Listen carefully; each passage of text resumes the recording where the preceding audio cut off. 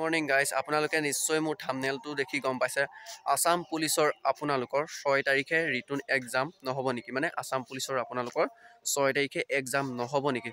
হবনে নহয় এই ভিডিঅ'টোত আপোনালোকে গম পাই যাব মই কৈছো আসাম পুলিচৰ 6 তাৰিখে আপোনালোকৰ ৰিটাৰ্ণ এক্সাম নহয় কিয় আপোনালোকৰ আসাম পুলিচৰ 6 তাৰিখে ৰিটাৰ্ণ এক্সাম নহয় নে সেকেন্ড লিষ্ট কিবা আহিব নেকি তো সেইটো কথা অলৰেডি ক'ব পৰা নাই যে সেকেন্ড লিষ্ট আহিবনে নাই আৰু আসাম পুলিচৰ আপোনালোকৰ এইটো কাৰণে যে কৈছো 6 তাৰিখে আপোনালোকৰ ৰিটাৰ্ণ এক্সাম এইটো কাৰণেই নহয় আপোনালোকে যেটো অফিচিয়ালি নটিচ হয় SLPRB ৱেবছাইটত গৈ আপোনালোকে চেক কৰিব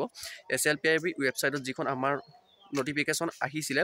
যে 6 তাৰিখে আমাৰ কি হ'ব আসাম পুলিচৰ এক্সাম হ'ব আৰু আমাৰ 1 তাৰিখে কি হৈছিলে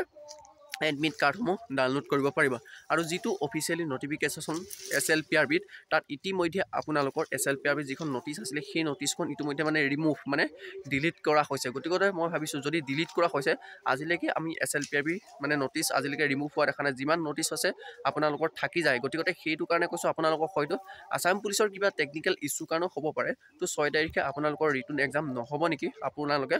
তা আপডেটটো পাব কাৰণে আপোনালোকে ওয়েট কৰি থাকক মোৰ মতে মই ভাবিছো আসাম পুলিচৰ 6 তাৰিখে ৰিটাৰ্ণ এক্সাম নহব এটো কাৰণে যে নহব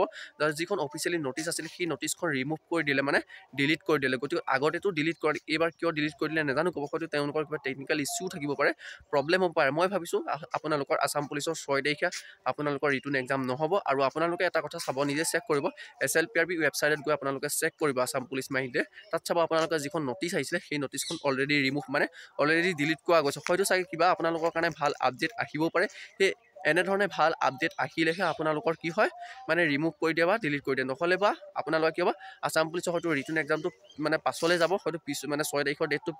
পিছুৱাব সেইটো কাৰণে আপোনালোকৰ মানে অফিচিয়ালি নোটিফিকেশনখন তাত নাই মানে ৰিমুভ হৈ গৈছে যিকোনো এটা আপোনালোকে এই কিনৰ ভিতৰতে আপডেট পাব 1 তাৰিখৰ ভিতৰত বা 30 তাৰিখৰ ভিতৰতো এটা আপডেট পাব তো গতিকে মোৰ চেনেলত যদি প্ৰথম পাইছে লাইক কৰিব কমেন্ট কৰিব শেয়াৰ কৰিব আৰু মই যদি মিছাকে কৈছো আপোনালোকে নিজে ৱেবছাইটত গৈ আপোনালোকে চেক কৰি ল'ব ভিডিঅ'টো ভাল পাই যদি লাইক কৰিব কমেন্ট কৰিব সাবস্ক্ৰাইব কৰিব আৰু যিমান পাৰে আপোনালোকে এই ভিডিঅ'টো শেয়াৰ কৰি দিব সবকে